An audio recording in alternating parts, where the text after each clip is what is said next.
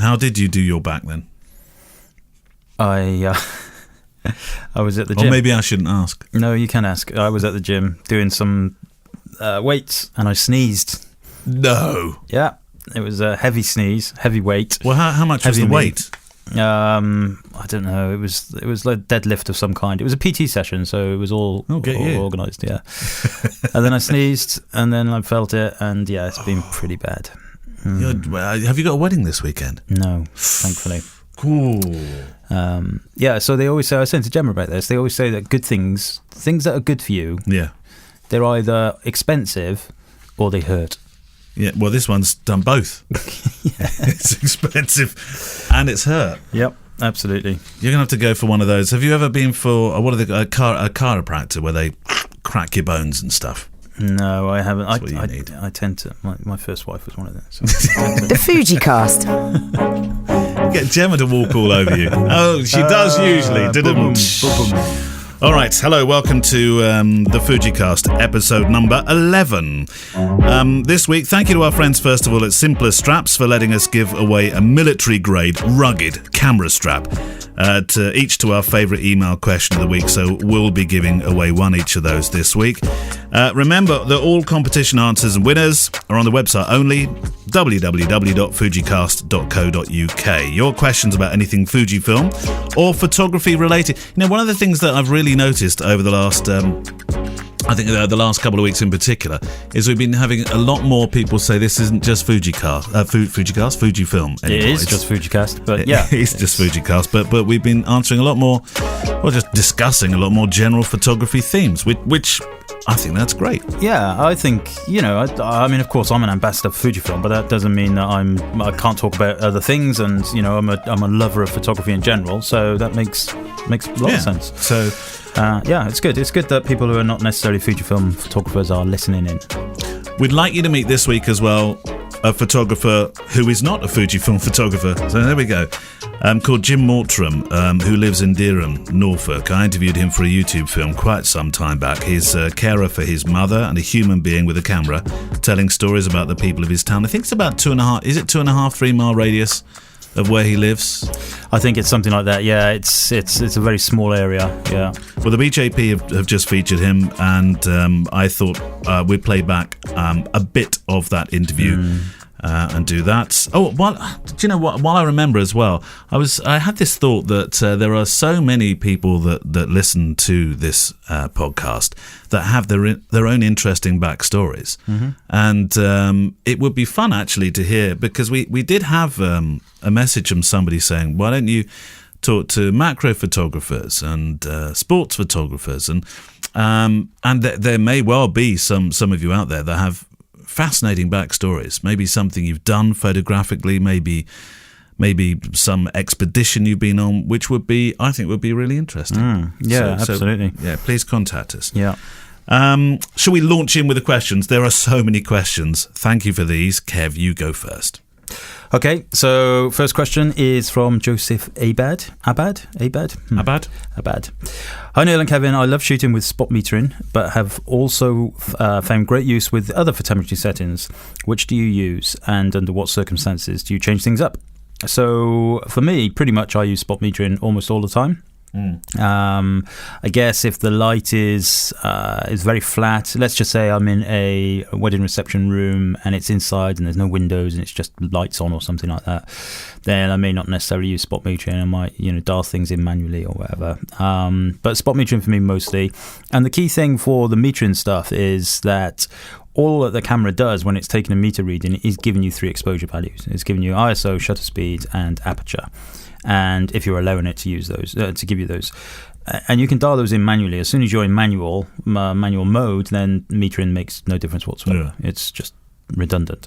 So yeah, spot metering for me most of the time. Why don't you use evaluative and ride exposure compensation? I just find it much easier to back button focus, tweak my composition slightly, meter off something a little bit easier, and just shoot that way. It's just the way I've done it all the time. This morning we were talking about this, weren't we? We were, yeah. I was giving you a little lesson on how to use a camera. Do you know, I've used a very antiquated system I just center point, focus, refocus, press, refocus. It's worked so well for me for 15, 16, 17 years. But you really were astonished. Yeah, it's not so much astonished because that's how I used to work as well when I was shooting with DSLRs. But what changes is having the optical viewfinder, electronic viewfinder, being able to see your exposure in real time. Really, of course, you can do spot metering on DSLRs and X100 in the optical viewfinder mode and everything, but being able to visualize it and see what you're going to get makes you see the light much easier. And I think I've mentioned this before. I shoot everything in black and white as well, even if I'm shooting raw, because I can see everything, the light, so much easier. It makes a massive difference. And spot metering is not for everybody, of course, but you need to have the camera. Needs to be in at least one of the auto modes. So auto ISO, auto aperture, auto shutter speed, or all three. That's the equivalent of P mode. And then you're letting the camera look after the exposure completely. And the metering decision that you use then or the metering system that you use then is up to you entirely. But it's only ultimately giving you an exposure value. That's it. But you're a back button focus man all the time. Back button focus all the time. Constantly. Never changes. Never changes. Bill Hartley, having found an hour to myself to listen to episode 10 this week, I have a question. I love the idea of Kevin's walking around with a juice in one hand and camera in the other. This is so relaxed and hence doesn't announce your arrival into the scene. But do you choose clothes for specifically the nature of the weddings that you're shooting? I'm not talking about fancy dress approach. We go dressed as a lemon. No, I once went as a crocodile. No. Yeah, I did. No. Yes. It was a fancy dress wedding. They said you've got to come in fancy dress. You've seriously photographed a fancy dress wedding? You are kidding. Fancied the wedding. I photographed a wedding dressed as a crocodile. How did I not know this? Yeah, it was a long time ago. It was like in year 1 or something. But that's an amazing story. And you went as a croc? Yeah. I went as a crocodile. Yeah. How did you photograph dressed as a crocodile? I just snapped away. Oh. No, but seriously, I went as a crocodile. Yeah. Really? Yeah. Not just for that joke. Yeah. No, not just for that joke. And but yeah, I mean, Well, it says thinking of the Indian and Chinese weddings referred to in the podcast, but the likes of formal, smart, casual, informal that might aid being part of the wedding thing generally. I assume that your clothing allows you to look the part and respect the event, and hence you invest in work clothes. Do wedding photographers suffer from? And we're talking about gas today. I forgot to mention it in the preamble there, but we're talking about but he's calling it garment acquisition syndrome. Go on then. I mean, I typically go dressed like a guest. I mean, I pretty much go the same each week. I wear very dark trousers, a white shirt. It's always a white shirt, isn't it? Yeah, usually a white shirt. And then I have a jacket. I have several jackets. I don't wear a waistcoat or anything like that. And the jackets, if the weather's really hot, like on Saturday's wedding was ridiculously hot, Easter Saturday, and I didn't even take the jacket out of the car, just went with a white shirt. But if if they have made a point of telling me in advance that it's a black tie affair or something like that, then I will, I'll do that. You do go with full black tie? Only if they tell me, though. If they don't tell me, then I'll go still dressed as a croc. As a crocodile, yeah. And snap away. Yeah. How about you? Well, I have to say I take the kind of I know that people will raise their eyebrows now, but the kind of, I like black. It's slimming.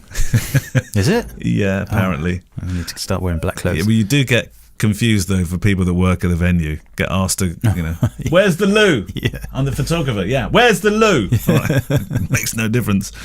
So I like black. But probably because I'm also good at meal times as dropping stuff down my front. Mm-hmm. So there could be another reason. Doesn't show as much. If I wore a white shirt, I'd be in real trouble, especially on those paella eating weddings. Yeah, I actually do I have in the back of my car, I have a couple of spare shirts, a couple of spare pairs of trousers. Do you? Yep, and they just sit there all the time. Actually, Paul Rogers, who we both know, told me a story once about a wedding he turned up at, and his trousers split.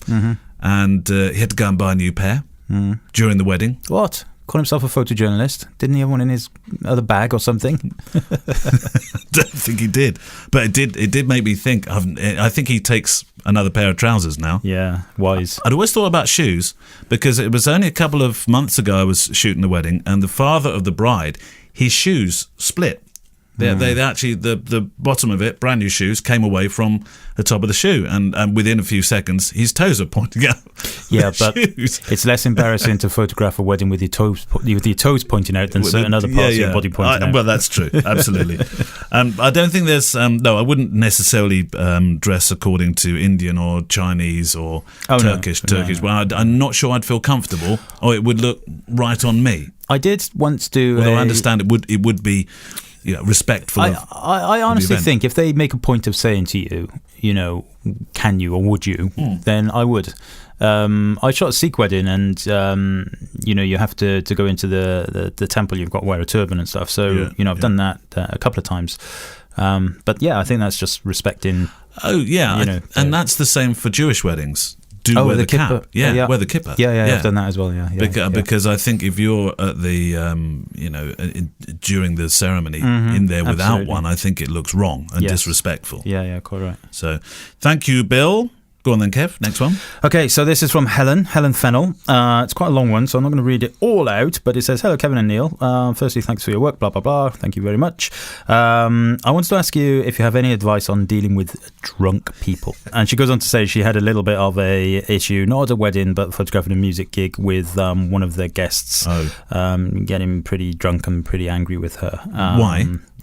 I don't know. She was basically saying that apparently the guest's husband was a professional photographer and didn't like the way she was doing something or other. So she wasn't even taking pictures of the people. She was taking pictures of the band. What business was it of that Absolutely, yeah. I totally get it. Now, I know you've had... Didn't you have your head in a somebody grab you around the neck or something? Yeah, that was... it was a wedding 3 years back, and there was a gentleman there that said he was in a particular army. I had no reason to disbelieve him. I found him a fascinating guy to photograph because of what he was wearing, and I was kind of drawn to him. And he was a good-looking, interesting guy. Mm-hmm. And in the end, he'd had enough and grabbed hold of me and frog-marched me and physically threatened me. I found that very unsettling. Yeah. And what did you do? I stayed at the wedding. I know some people have said that they've got close to leaving weddings when you've been abused that much by a client. And I didn't feel I was abusing him. You could say, well, why did you keep photographing him? And it was a bit difficult, really, because he was amongst a group of people all having a good time, and I'm there to photograph this good time, aren't I? Mm-hmm. And I didn't think I overstepped. I mean, maybe it's the alcohol. I don't know. Mm-hmm. There was a videographer there, a guy that I've worked with before, and that night he walked with me to the car when we both left, because there was that much of a feeling that this guy kept his eye on me. He followed me like a hawk, and that felt intensely uncomfortable. I wonder what it was that he just didn't like the fact that you were taking pictures. I think so. I've had situations... Well, I respect that. I respect him for that. Yeah, of course. Yeah, I don't think he needed to treat me the way he did. But No. I think that sometimes people get a bee in their bonnet. Do you remember when you were in school? Do you remember those days? Going back. There was always people you grew up with who, especially when it got to the age when you used to go out drinking, basically their idea of a good night out was if there was a fight at the end of it. And there's only a minority of people. But you mix with very different people. Didn't you? I know. I kept saying to my mum, "Look, Mum, right, just only have one glass of wine, please." But were you that family in the town then? Here come the Mullins. Yeah, here they come. And their stilettos. But there's always people like that, isn't there? There's people who who are out to cause trouble, and I don't know whether they're just wired a bit differently, or it's the alcohol, or in some cases drugs, dare I say it. And you just don't know. I typically keep myself to myself at weddings, so I can normally get away with most things. I do, and I've noticed it, I have to say, over the last couple of years, a bit more, must say, with younger people who are more abusive, I suppose, is... Lippy. Yeah, lippy. Yeah. Oi, photographer. Come over here and take a picture of my wife. Yeah. What do you do then? What, when they say that to me? Yeah. Oi, photographer. Oh, I just bend down and do my shoelaces up and do you? Go the other way. Yeah. You'll never take their photograph? I'll never... Anybody who says, oi, photographer to me will never have their photograph taken. Do you not just humour them, do it once, say, yeah, got it, well done, mate, and done, move on? If it's done in a humorous way, then fine. Absolutely. And often I'll say to them, I've already got loads of pictures of you anyway, you fine looking couple that you are. So, I'll normally diffuse it. But if it's, you often get people who, I don't know, trying to stand out from the crowd a bit, as the guests. Yeah. And you know what? To answer the question, though, it's you. Number one is you have to look after yourself. Absolutely, you're there to do a job, and somebody's commissioned you to do a job. I've never been in this situation, and I hopefully never will be. But I would have no problem leaving if I felt like there was a threat. Yeah. I would rather leave than get myself into trouble of some kind. Would you tell the bride and groom? Yeah, of course. Yeah. Okay. But I think that, these days, I don't know, it's really hard for me to put my finger on it, but I feel like the dynamics of weddings are changing a little bit. There's a lot more marquee weddings, garden weddings. There's a lot more, a lot of people that I've seen over the last few years have been supplying their own alcohol, going to France to get their cheap alcohol. There's a lot of, and that becomes free then for the guests. Free alcohol can often be a recipe for disaster. And I don't know whether there's things like that in place, but don't get me wrong. By and large, 99% of the time, it's not an issue whatsoever. But it does occasionally. You do get people who are mischievous, and I think the diffusing thing is very important here. And I feel sorry for Helen, because that's not a nice thing. Photography is an art, and it should be about emotions and feelings and capturing memories and stuff. And for that reason, I'm going to try and cheer her up by sending her a strap. So Helen, to help you, next time you get a drunk guest at your... whip them with your strap. You can hit them with your military grade strap. Don't forget to use the lugs on the end. It'll work better. No, we didn't suggest that, by the way, but well done. These aren't really questions, but a couple of put you rights. You'll hate this, Kev. Oh God. Eric DeLorme and Alan Gump on Canada. Listening to episode 10. Oh, by the way, they both said love the show, so I think this is more one of those kind of radio jocular have a go at the host moments. Yes, I was a bit surprised at some of the facts he was stating. For the record, Canada, yes, we're the second biggest country in the world by size, but no, we're not 3 times bigger than North America. I see, okay. That you wish you were, though. We don't all have moose. I was the one that mentioned the moose, wasn't I? Yeah. So to be fair, Eric, you're right. You don't all live with a moose in the back garden, in much the same way that, some Americans seem to think that Brits live in castles with moats around them, and we all know the Queen. But Eric, I take that on board. You're absolutely right, and I will lash Kevin with the and myself with a damp copy of the BJP magazine this month. Alan Gump as well. He pointed that out. He had loads of facts about Canada's population, Chicago's population. You really went to town with this, Alan. This could be a whole episode about facts and figures about Canada. But Alan Gump, San Francisco Bay Area. Please keep bringing us your otherwise superb content. Sorry to nerd out. Otherwise super. I like that, but you really thunked up a double clunker clunk on that one. That's Dr. Seuss. I like a Dr. Seuss reference. Anyway. Are you sure it's Dr. Seuss? Don't get the facts wrong. No. Are you sure? Alan, 100% sure? I tell you what, if Alan Gump says it, it's good enough for me. It's good enough for me. Go on, you've got a question. Okay, so the question here is from Paul Balaresk from Chile. I give you on purpose, by the way, all the difficult names. Hello, James and Kevin. I'm used to that. Contrite. Congratulations, I believe he means, on your great podcast. Entertaining, inspiring, useful. Guys, I've got a question for the... It's contrate, wasn't it? Contrate. Contrate. Yeah. Is that Spanish for congratulations? I think that sounds like it might be. Good. Alan Gump's going to correct me if I'm wrong. See. He's looking it up right now. Dos suaveza, por favor. I've got a question for the XT3. I can't understand. The manual states that the selected option, metering, using the metering dial will only work if the AF face eye detection is face off, eye off. Can't understand what's going on, and I've done some tests and can't find any difference. Okay, I need to read that a little bit. The selected option, metering, the metering dial will only work if the AF face eye detection is off. Correct. Yes, it's true.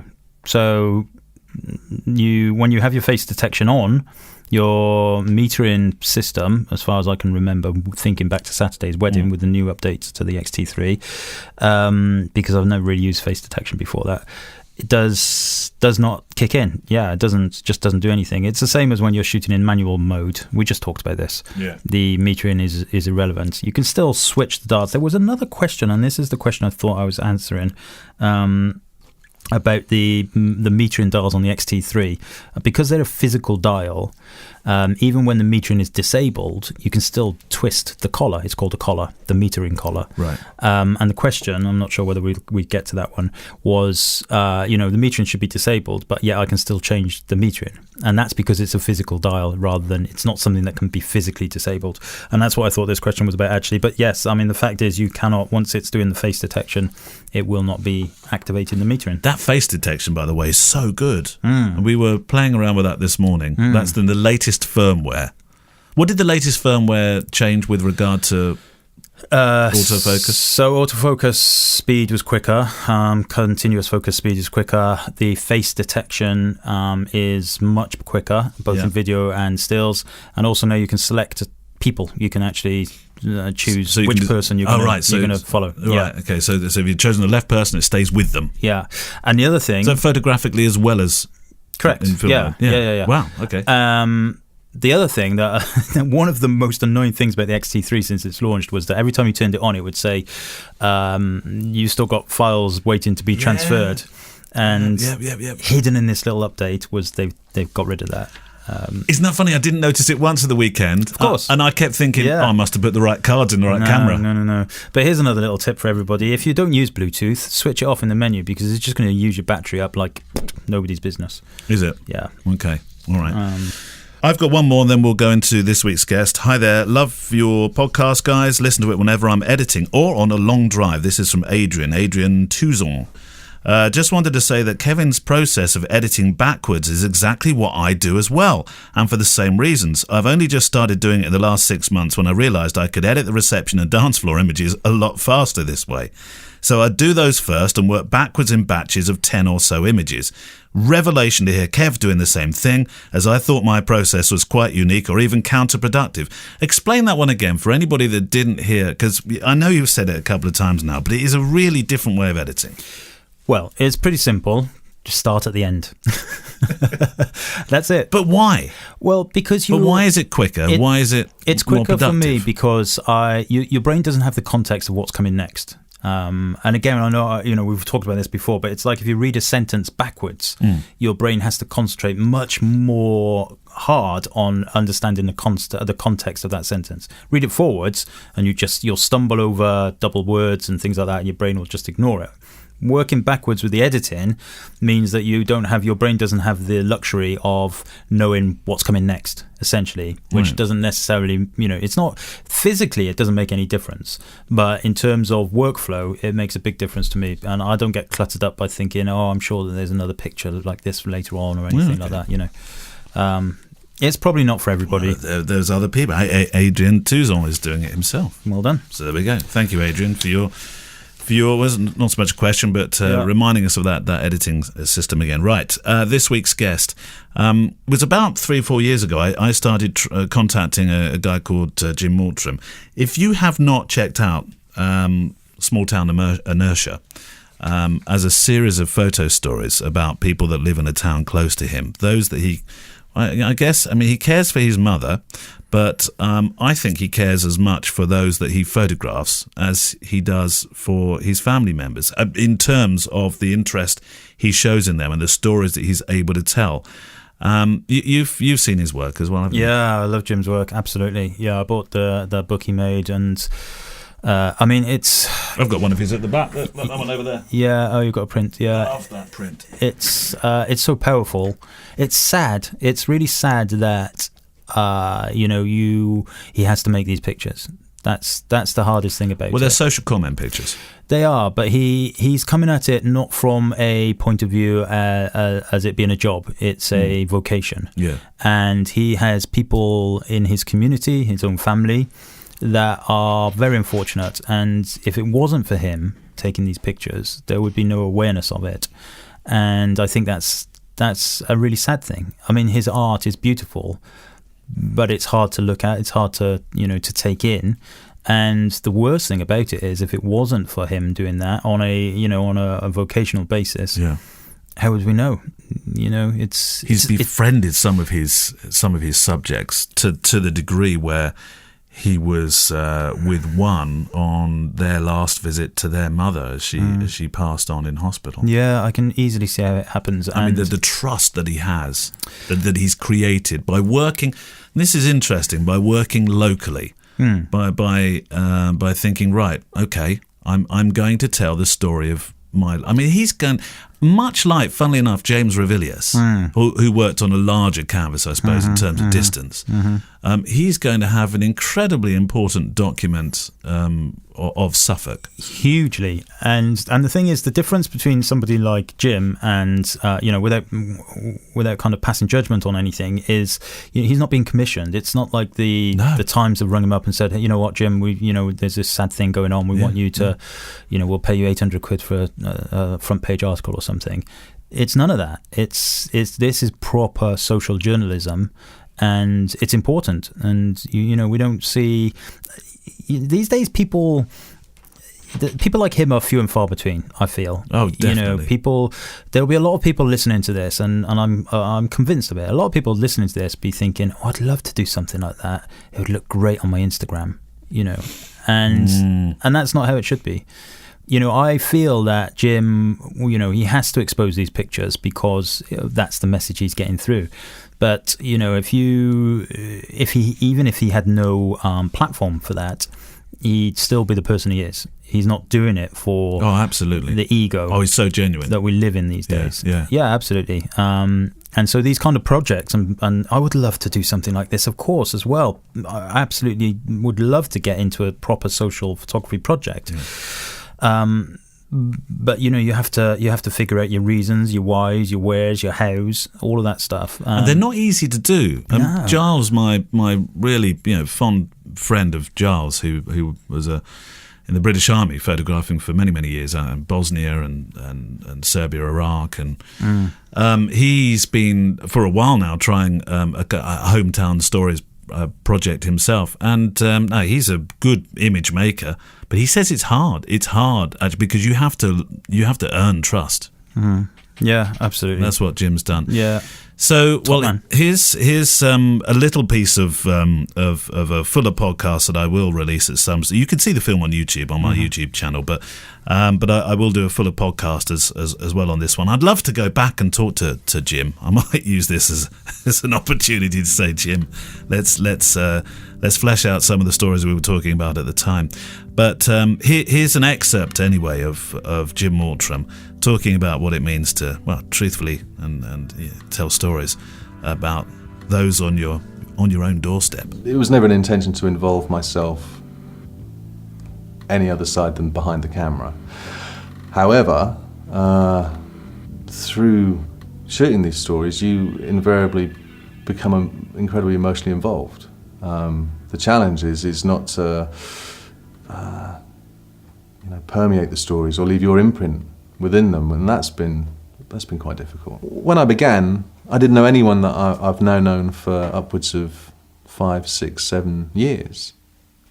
And it's a real challenge, but ultimately a blessing, to now regard a lot of the people that I document as my close friends. Well, I was going to ask actually, do you feel enriched because you're now a friend, or do you feel enriched as a photographer? Oh, I feel enriched because I feel humbled because I'm considered a friend, and I feel humbled that I'm allowed into people's lives to do this, to help facilitate this. But do you still see yourself as a photographer? Oh, absolutely, yeah, of course. You know, it's my partner says I'm like a carer to 30 people. She might be right, but I figure it's just that's what you do if you're part of a community, because that's what I wasn't when I began the series. I wasn't a part of a community. I was part of an amazing family unit that was and is caring for somebody that needs care and love and attention, but what I was lacking was any sense of being a part of my community. Even now, when I look back at this project, appreciative of the fact that some of those photographed have different lives now, some of the characters in the photo essays have disappeared or moved on, I still get a strong sense, as much as I did when I first pored over these pictures online, of Jim's sincere desire to make social comment for people who often aren't given a positive or empathic platform from which to tell their own plight or share experiences of loneliness, neglect, poverty or mental illness. Jim has taken a strong stance with equally strong subject matter, topics which many people find uncomfortable or may struggle to accept is a part of their market town architecture. These are photo stories that deal with reality, rather than contrived edits to make populist headlines. Some reporting is done with great intention and is done with some semblance of respect, you know, for not just the subjects but the people within the subject that's been discussed. There is, however, a despicable trade in stereotyping and scapegoating and marginalising. Benefit Street is a really easy touchstone, and that kind of programming is makes me fucking furious. How could it not? Anyone with any semblance of care and compassion, because you know, you tell a story, you got to make sure, at the very least, you don't just tell one side. You know, and in a show like that, you know where it's coming from, you know why it's being made, and it's not being made to reflect the truth of people on benefits that, for example, are working as carers that save this country billions. Because if every carer decided to walk away from their responsibilities, it would stop the country instantly. The reason they don't, and the main reason they don't, is because most people that are carers, for example, just one of that whole kind of gamut of people on benefits, but it's the one that I feel most inclined to talk about because it's what I do. The reason most people don't walk away from their carer duties is because they're caring for loved ones. Photography, what I really discovered, I mean, that's the thing, isn't it? Okay, in life, you're always, one supposes, searching for that thing that's your thing. Right? I mean, I'd been to art school, I'd painted, I loved it. A lot of ego involved in that. I played in bands for a long time, made music, a lot of ego involved in that. Photography, I love principally for what I said earlier. The instructions are so simple with a traditional camera, okay? The lens points one way, you're the other side of that lens, and it's pointing out from you. It's one of the rare art forms, if it is an art form, that has that kind of built-in instruction to it, where you're shooting out. It's out from the self, and that's really, really important to me. Sometimes we can all get trapped in introspection, and everything's always about us. And the thing that I love about photography is it gives me the opportunity to do the opposite of that. You know, I'm always looking out. I'm looking out at other people. My dad used to shoot. You know, when I was a kid, he'd shoot local bands, and he'd shoot black and white, develop it in the kitchen. Yeah. You know, in fact, I'm going to do an exhibition with him in February, which is going to be great. You know, 10 shots of his and 10 shots of mine. I'm digging that. But that was, for me, that was what photography was. That was the only real experience I had of photography. Subsequently, of course, I've learned, a vast amount of the history of photography, and I'm making a point of studying it and writing about it and understanding, maybe in a way where I fit into this kind of linear history of documentary working in England about, in the UK, and where it fits in. That's fascinating in itself. But no, certainly no. I've never really made an aesthetic choice about black and white or colour. When I first started shooting black and white, it was a real simple answer. My mono was bust. I read that. So I couldn't shoot colour. So that came to a point where last year I shot over 200 colour frames, put a website up. You're an idiot if you shoot if you shoot one thing and then you have people that say, well, I like the idea of the stories, but I don't like black and white, so I'm not going to tune out. Well, part of my function is to make sure people want to see the stories, because there's an important thing there's something far more important than my notions of aesthetic, or it's why I don't look at it as art. If it was art, I would probably care more if people weren't looking at it from my input. But my input, my creative input, my ideas about art and aesthetic are meaningless in relation to how important it is that these stories get shared.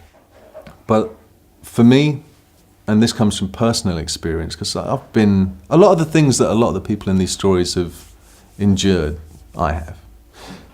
Drank too much, self-harms, went a little bit crazy under the stress and the trials of surviving as a carer. And that's the tip of a big iceberg, just personally. So I know that if anyone was to walk into my life at my lowest, they would be able to take a snap judgment, and that would be me. But I know the whole story. So in turn, that's the one thing that's informed me about what I should do as a documentarian, if for want of a better word, with all of the people that I work with. It isn't just a snapshot. It has to be the full story. Without that, you're just inviting people to make judgments. And it shouldn't be about judgments. It should be really about explanations. Jim Mortram, and as promised, I will do a longer version of that on the Breathe Pictures podcast. Although, as I say, there is the YouTube film to go and watch on my channel.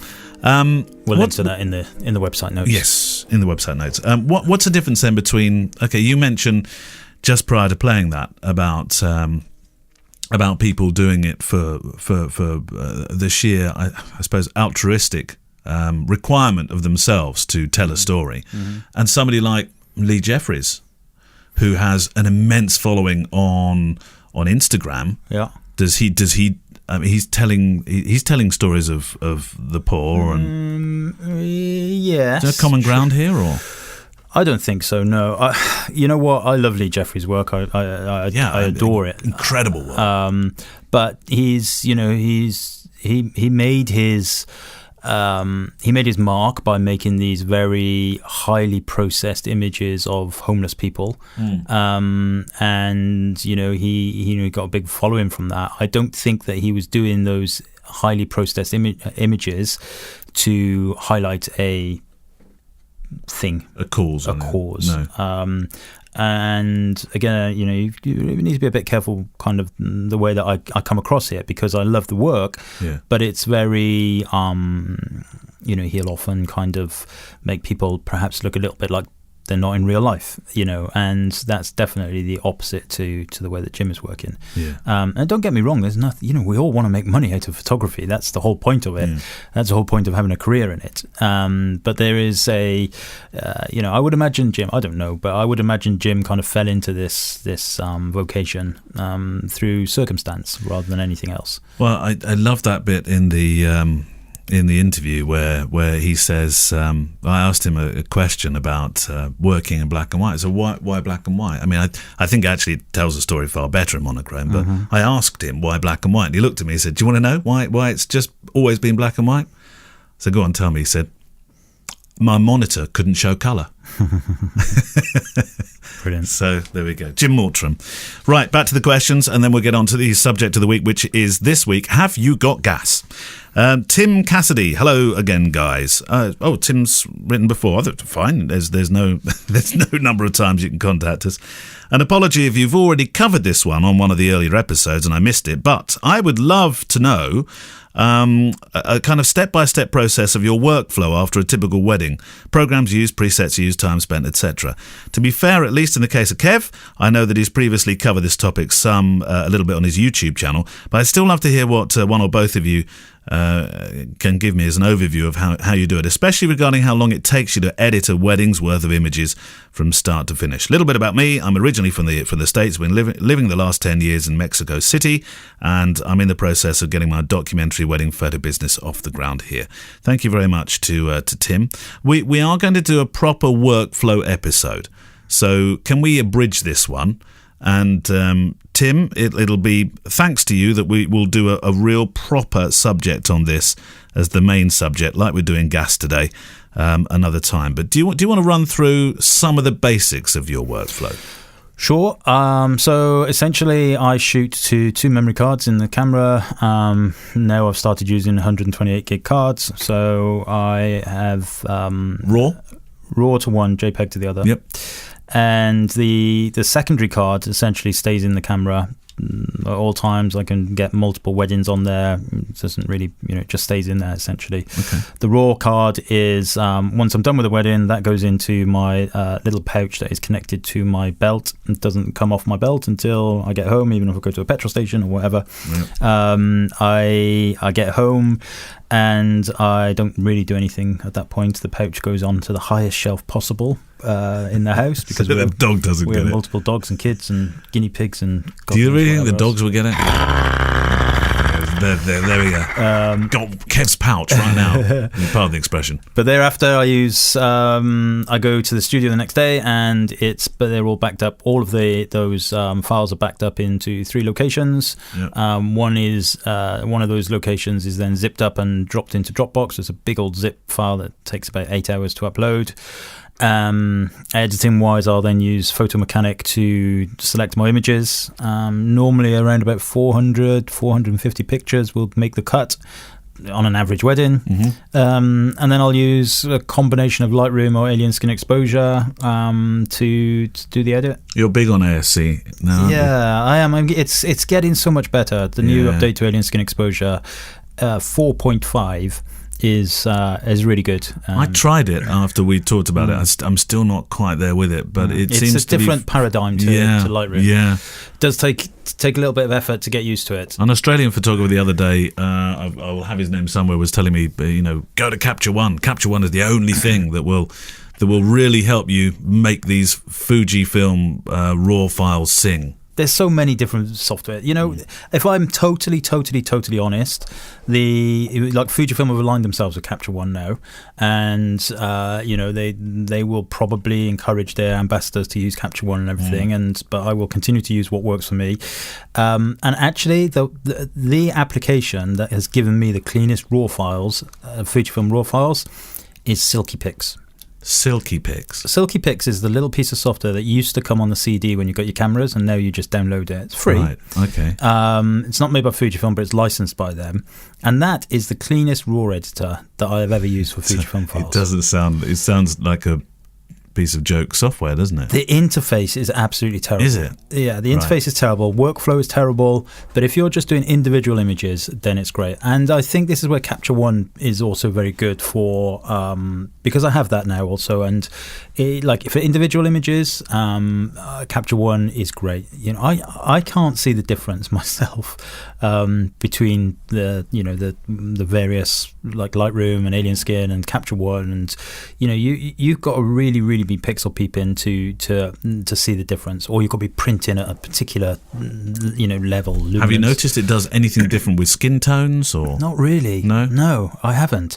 But then I'm editing 400 pictures in a go. I'm not doing fine art landscape photography that's going to be hung on a museum wall, in which case those people probably will be noticing the differences, if there is any differences.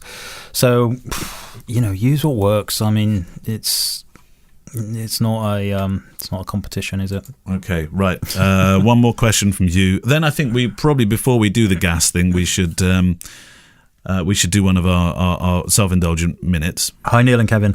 I don't own GFX and have no plans to get one at all. I'm just curious. Kevin, you were very excited about a larger format street camera for some time and did quite a bit of your personal work on GFX. You have now sold both models. Interested in the decision behind that. Okay, so there's a bit of confusion here, complete confusion. I had a GFX 50S, which I used for my day-in-the-life photography and for some personal street photography, and actually at some weddings, but not too many. And then when the GFX 50R came out and I was involved in the getting some pre-sample images for that, I realised straight away that I would not need my GFX 50S, because the 50R is producing exactly the same thing, but was in a much better body shape for me personally. That was your camera, that one, wasn't it, really? I sold the 50S, yes. the GFX 50S. Yeah. So the GFX 50R was never mine. It was Fujifilm's. And I thought you... No. Oh, right. So Fujifilm take that, but we don't get stuff. We don't get it. I thought you bought one. No, I bought the 50S. So I but sold, you didn't buy the R? No, I sold the 50S. Sorry. Right. I sold the 50S with the... But you were using that R above a swimming pool. Because it wasn't mine. So the 50S was sold. The 50R was not mine. It was Fujifilm's. It was loaned to me to get the sample images, and then they take it back. It's gone. No. So I don't have a 50R. And right now, I would love to be able to drop $3,500 or whatever it is on a new camera, but winter and all that kind of stuff, it's just not happening. So I didn't. It was all those PT sessions you're having. Yeah, you didn't have so many PT sessions. You could afford the camera. I need to spend some more money on a chiropractor. So to answer the question, Gareth, I would never have sold that 50R because I never had it. It wasn't mine to sell. And I think in terms of the pictures that I was getting with it at weddings, it's definitely not a camera that would replace the X series, the APS-C sensor cameras. It could work side by side, perhaps for a few of the shots, but it's not. You're just not going to get the speed that I need. It's not quick enough. The reactiveness, it's back to the bigger camera days, and that's one of the reasons why I moved away from DSLRs. However, in what I did find with the 50R was on the streets and in some weddings where the environment was right, you could get some very high impact pictures, especially if they're going to be printed or whatever. It still beggars belief me the amount of people that have bought the GFX system and all they do is stick pictures on Facebook or Instagram with it. If you have a GFX system and you're not printing from it, then you're missing out on. It's like having a Porsche and not going more than 40 miles an hour. They must be printed. Yeah. They have to be printed. I've seen the ones that you've printed from. Well, probably from the S, actually, haven't I? The ones of Albi. The ones with Albi are from the S.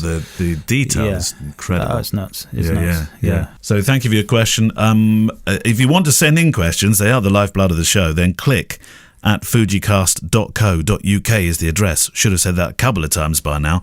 Click at fujicast.co.uk. Send us your questions and we will get round to them, I promise. There's a whole watch of them here, but they're such a delight to receive and really, really appreciate your time that you spend writing them. And you may get your camera strap. I know, I meant to do it and I will do it. I've got one more question to come, and that's clearly going to be the winner of the camera strap for me. Right, self-indulgent moment. You can go first.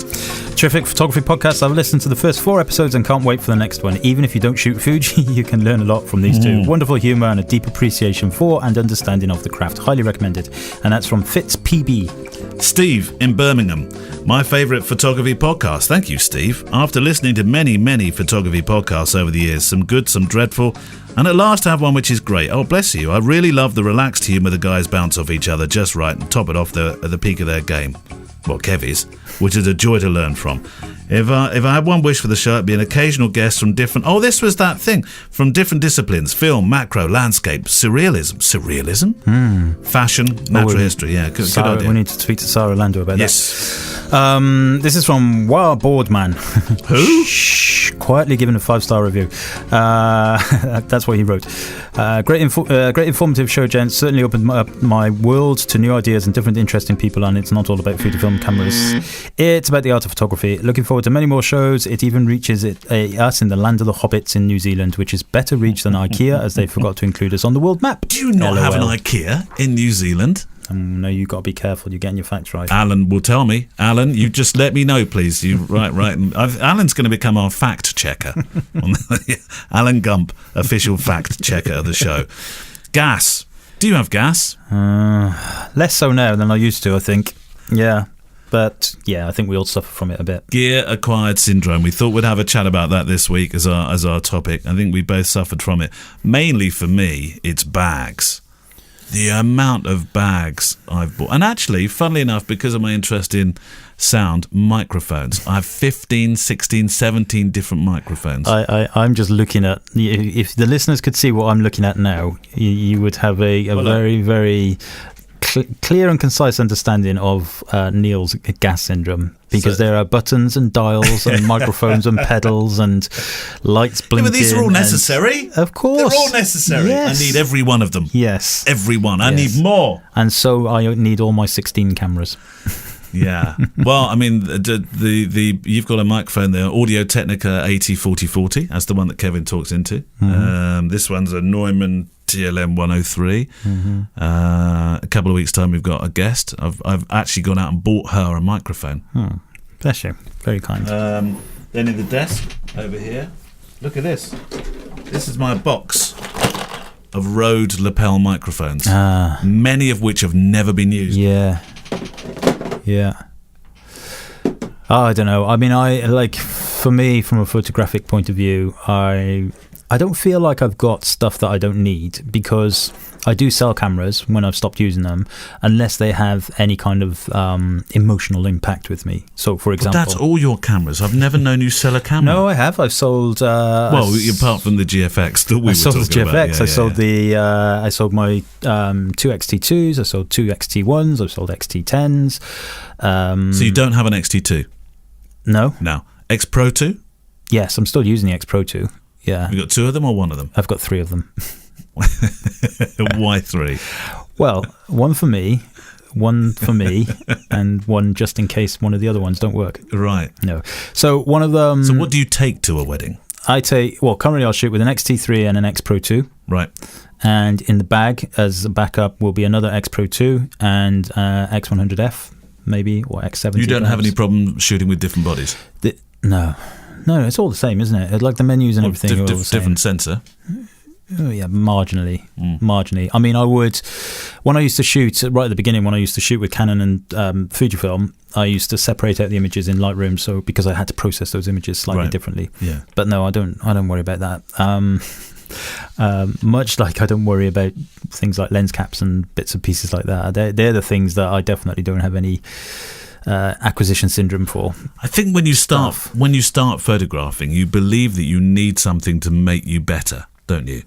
You know, if I have that, that's going to make me much better. If I have that, then my flash shots are going to look better. I mean, those what are they called? Those things that you put on the... I know some people like that. Was that a different brand altogether? I think that's slightly different, but similar kind of went process. out and bought all that and to be fair, a lot of people love that product, and you know, you see it everywhere. But I didn't need it. And it didn't make me a better photographer. And actually, I don't even use flash that often. Here's a question for you then, right? Thinking right back to the first time you became a photographer. Yeah. Okay. What made you buy the first camera you bought? What was your thought process? So the very first, they were film cameras, the first ones. Okay. So Nikon F5. Okay, so why the Nikon F5? I'll tell you why. It was big, and I felt it looked like a photographer should have a camera this large. Exactly. It was a huge... I've still got one because there is an emotional attachment to it. Quite right. I don't even know if the batteries would work. It's been in a bag for so long, in a closet. But yeah, that's the first one I bought. It was big, and it felt significant in my hand, and I felt like a photographer. Mm-hmm. So when I did that, when I wasn't using film, but back in whenever it was, because I remember I only became a photographer 2008, whenever it was. Right. And I bought a Canon EOS 300D, I think it was at the time. And why?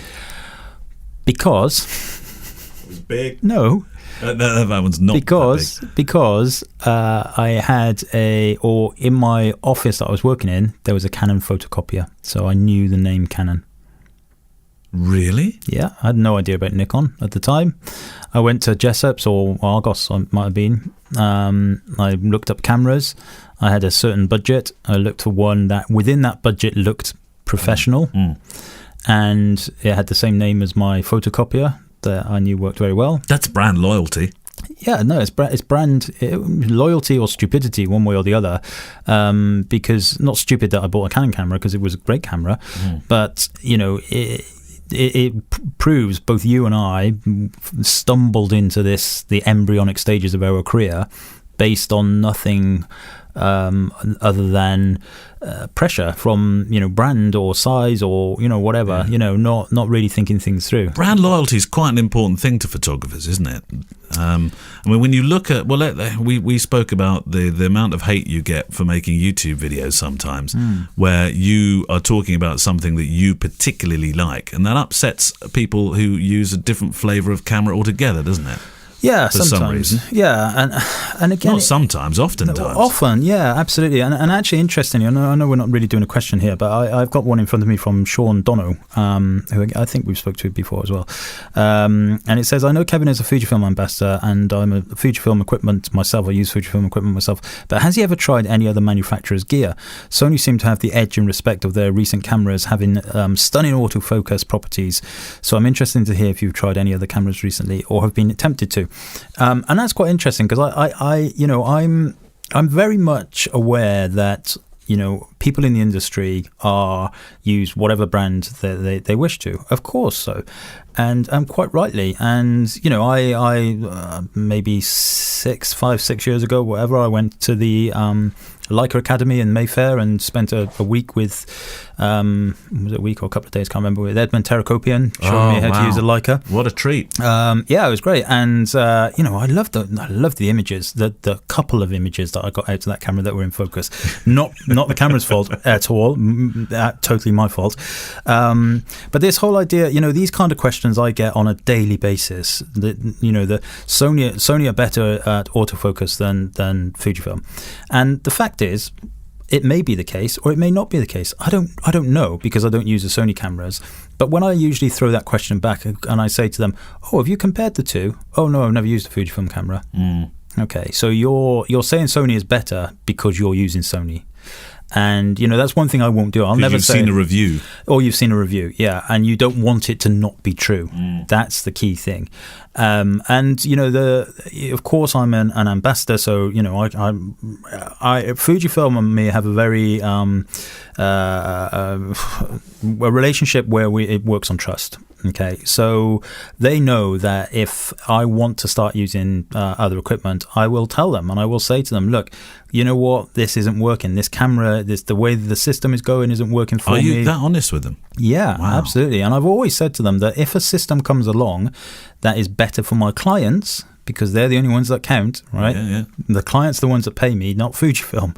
Then I will change. So if Sony or Canon or Nikon or somebody another flavor came up with something that was better for your clients, yeah, you've said to your brand that you support that you'd think about it. Yeah, absolutely, and that's good, and that's good for them because that means that they will they still listen, they take on board the stuff that we all say to them, and by we I mean the industry, the community, and interestingly about 3 years ago, I suppose it was 2 or 3 years ago, I'm not going to say which brand it was, but I had 2 cameras turned up in the post. Okay, not Fujifilm cameras. Wow. And there was just cameras, 2 cameras, right. And with a note, with a business card for a PR agency. Oh, and all the card said was "call us," and that was it. Now, in my mind, did you call them? No. What cameras? Nothing turned up. I took.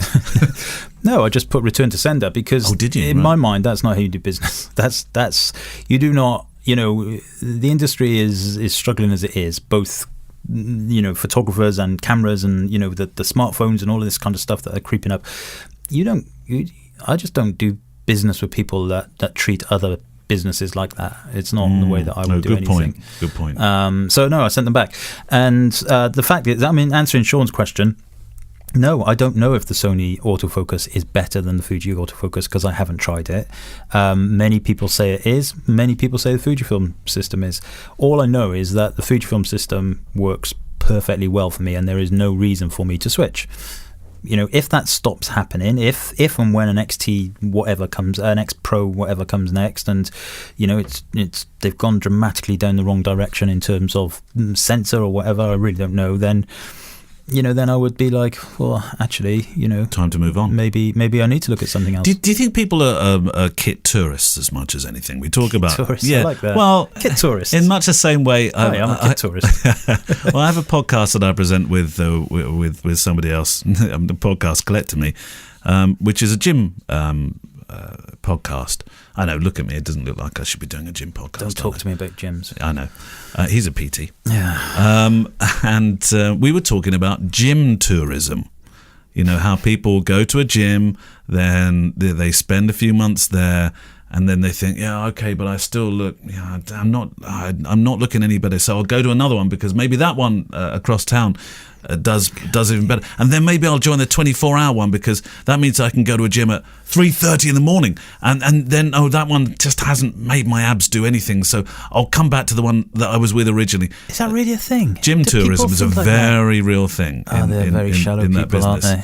Well, maybe, but gym tourism is something that industry suffers from. I mean, I can understand it if the gym doesn't have the equipment or it's always busy when you go. To be or fair, something. most gyms have the same sort of kit. Yeah, and but actually using that with photography is that definitely exists. Kit tourism where people try one bit of kit and they think, well, okay, I like that, but maybe the colours are better out the Sony, or I've heard that the Canon has better colour technology, and they switch it back and back and back and back. I mean, I know hundreds of people, literally hundreds of wedding photographers who switched basically every single cycle, and by cycle I mean that Canon or Nikon or Sony or Fuji or whoever it is, whatever kind of foot they've got, their photographic technique in, they will basically go to the latest model, and they will and they'll sell all their lenses and everything, and that's cost people a fortune. Of course, it's absolutely no way to run a business at all. And then they'll switch it again next time the new system comes out, and then they'll switch again. And I'm like, you know what? You're just think about your capital expenditure. You're just everything going out the window here. Just settle down and enjoy the thing is, that word enjoyment is important to me as well.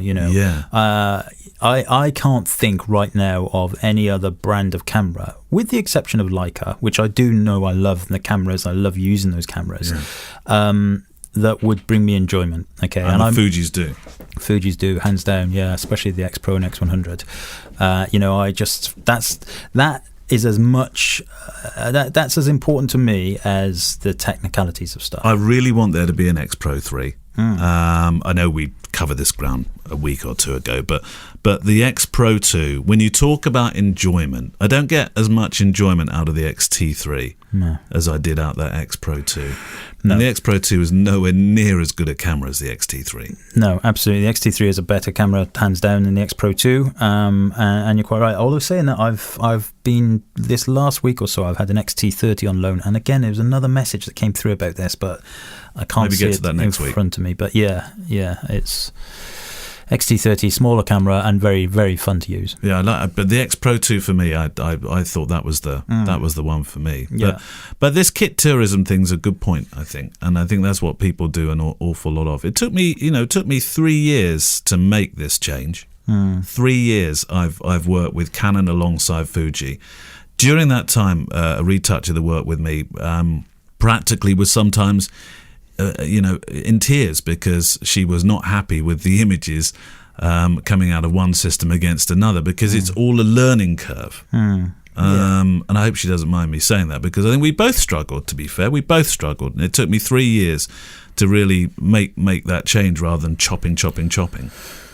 Yeah, I mean, gas, isn't it? It's gas. Yeah. If you want, I had slow release gas. There is a very big difference between need and want.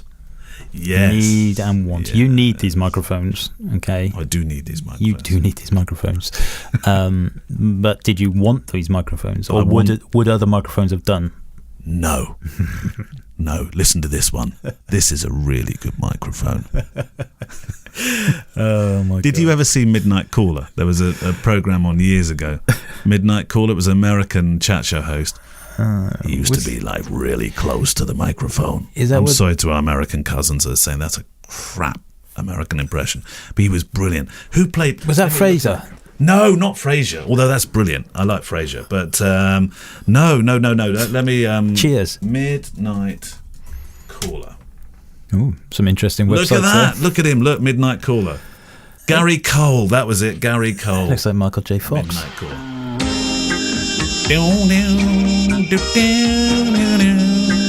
Oh, I used to love that show. I can't say I ever saw it. Oh, that was a bit questionable. Yeah, I'm not sure that's the right thing there. Quick. Hang on, these pictures aren't the ones I remember. No. Moving on. Anyway, look, that was our discussion about gas. To sum it up, we all have it a little bit. Yeah. As we get older, we have it a little bit less. Yeah. Which is the opposite to normal gas. And I tell you what, clearing out the cupboard and selling all my gear, I really literally have in one bag everything now that I shoot with. Yeah. I wasn't that way for many, many years. Everything is in one bag. That feels so good. I've still got a load of stuff to sell. Well, there we go. See you on eBay.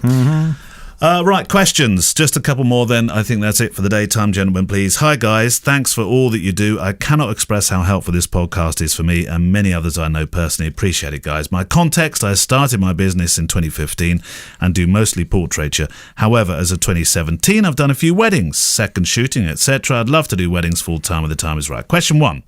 If you could go back in time and give yourself the most helpful advice that was a difference maker you've gained over the years in regards to photographing your first few weddings, what would you say to yourselves? This is from Charlie Blevins. Charlie, that you are going to get the strap, the simpler strap for that question alone. There are 2 questions here.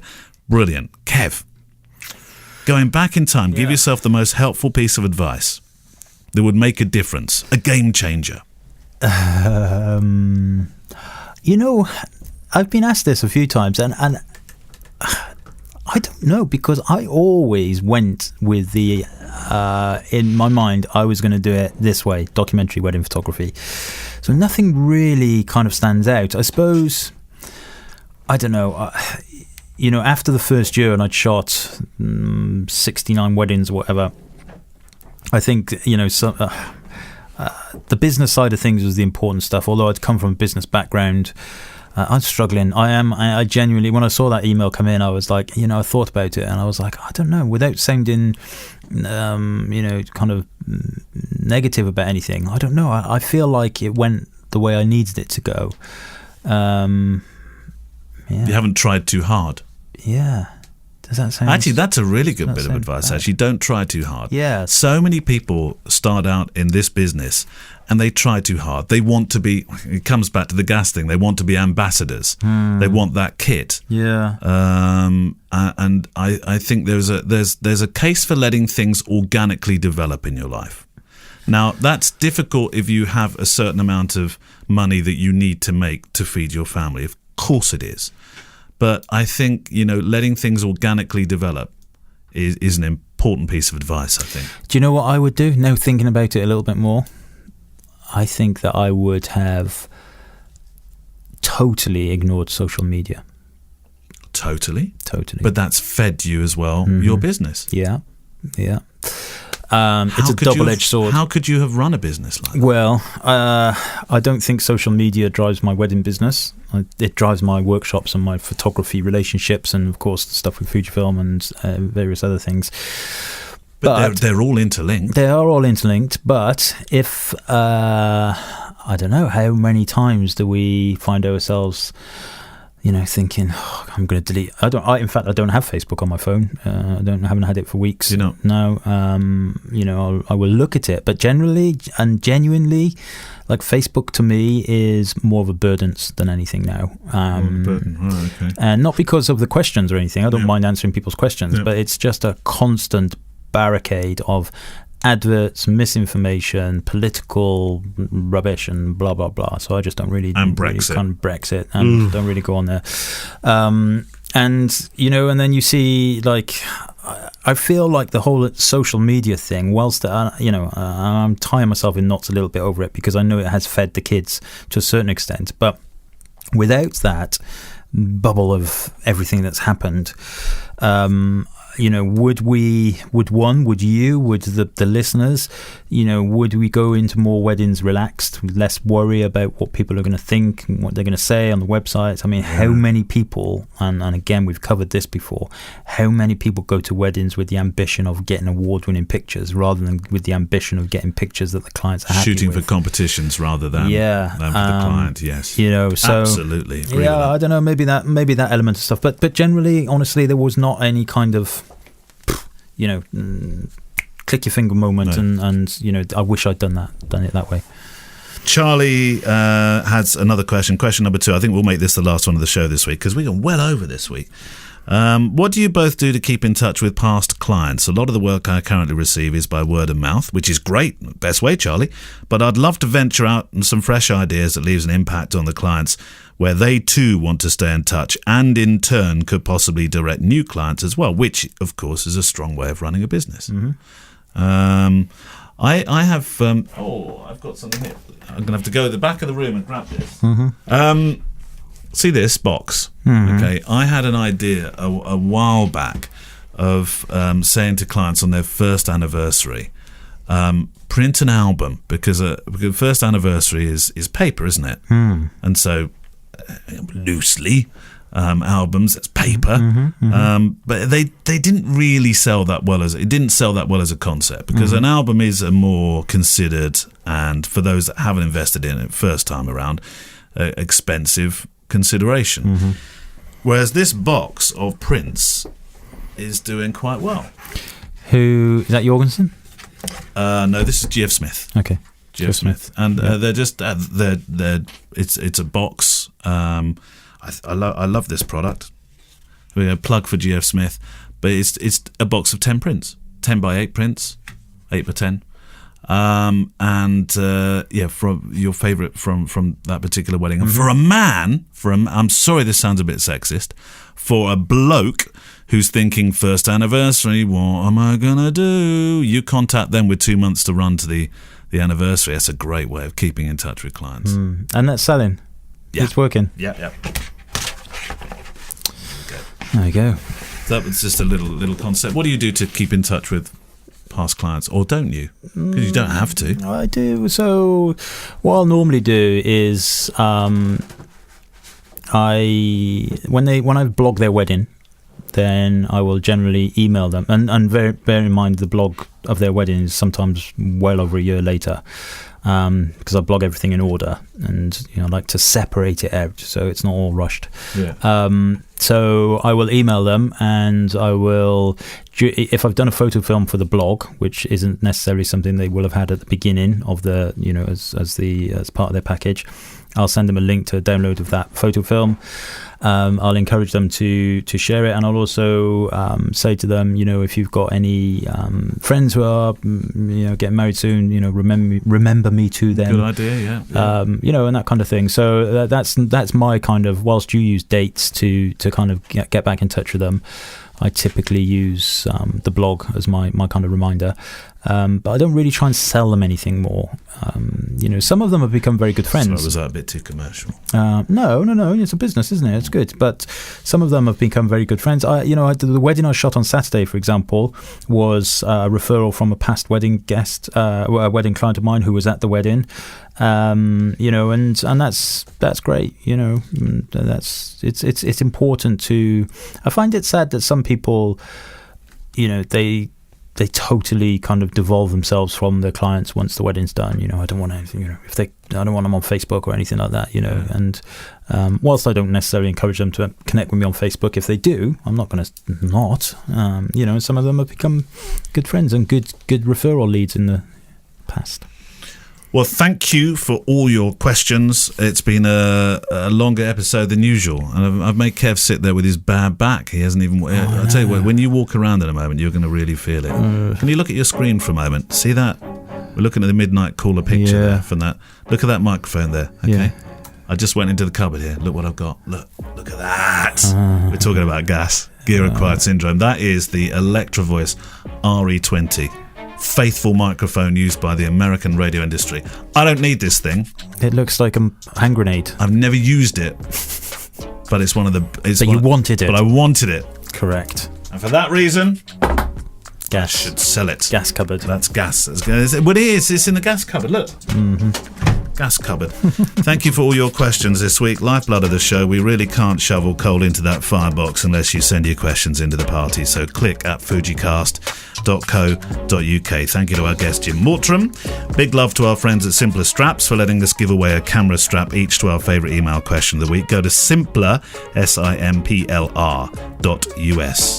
Next week, by the way, we don't have a guest as such.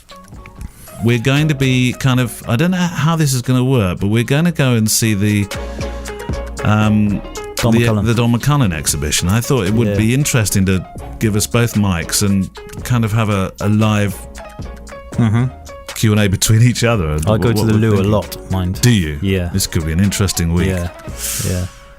Payoff this week. Have you got Gemma doing the payoff yet? You got to get that one. It's going to be Rosa for you. My dad's Instagram is Kevin Mullins Photography. See his films on YouTube at Documentary Eye. His website is kevinmullinsphotography.co.uk. Or for street workshops, training and everything Fujifilm, go to f16.clip. Thank you, Rosa. Our Jack, in his last term at junior school, got house captain position. Oh, wonderful. So proud of him. So he can be the payoff this week. My dad's Instagram is Neil James. See his films on YouTube at Neil James Photo. His website is neiljames.com for pictures and one-to-one mentoring. And you can hear his other photography podcast, which is called Breathe Pictures, wherever you get your podcasts. Were you ever house captain? I bet you were. No. Bet you were. No. I was rugby captain. Yeah, Not in school, though. Not in school. No? No. Later on in life. I think I was the captain of the chess club. What's the biggest rugby team you've played for? Well, I used to play at London Welsh. See, there we go. Yeah. I just wanted you to say that. Yeah. I'm dead proud of having a friend that No, but only in the veterans. No, it doesn't matter. And Doesn't matter. stuff. You played for them. We'll see you next week. Bye-bye. Bye.